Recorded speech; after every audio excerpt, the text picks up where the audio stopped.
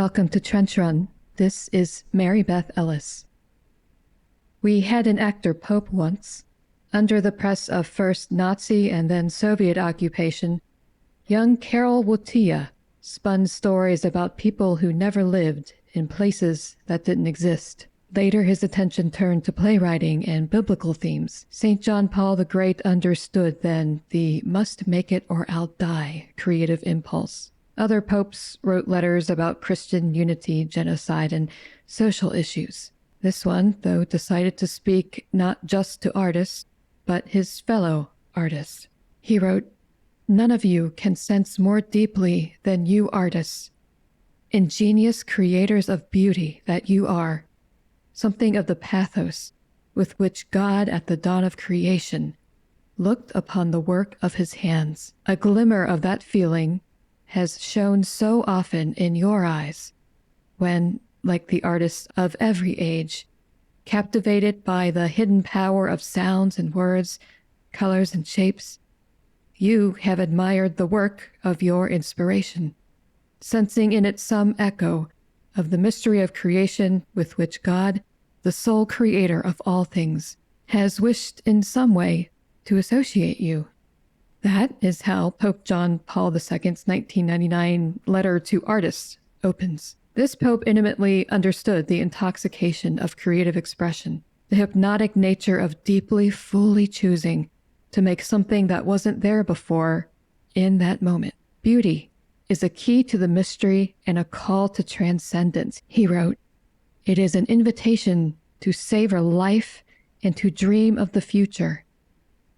He connected these impulses mostly to sacred art, but the theater kid still thrived beneath the white cassock. I have no idea what Shawna Trpcic's spiritual life was like, but I do know she experienced this inner flash of creation. She felt it while clothing characters she did not invent in a galaxy she never visited, one laden with rules, restrictions, expectation, and an unstable future. Trpcic passed away last week of a sudden illness, but before she did, she created. As a standout Star Wars costume designer, Trpcic harnessed sounds and words to colors and shapes, and the result was probably exactly what she wanted.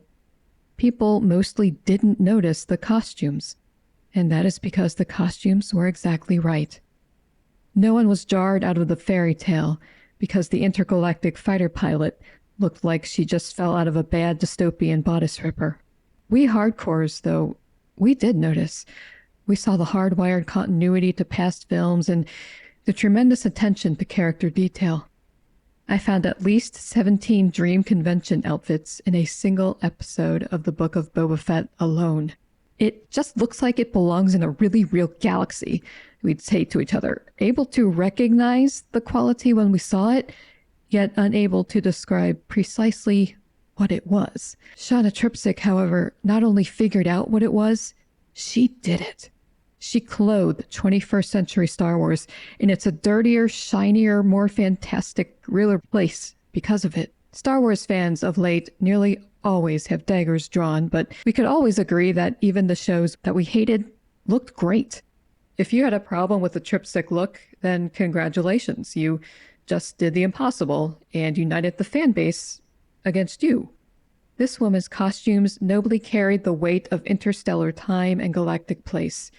The weave of fabric is discernible when it needs to be discernible on a Jedi newly connected with nature.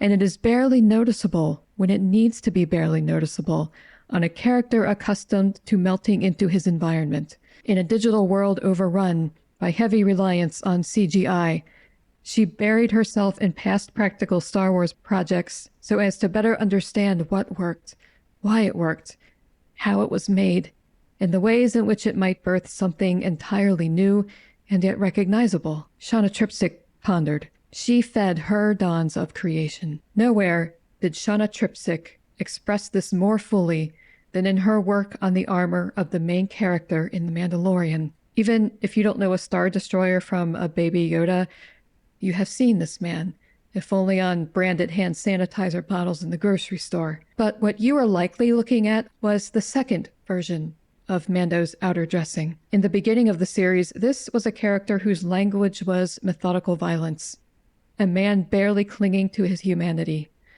Mando had the same flicker as Shawna and the other artists the Holy Father mentioned, but his light was on the way out rather than on its way in. He did not foster creation. This bounty hunter's soul was instead nearly extinguished. How was Shawna Trpcic to communicate this in a glance?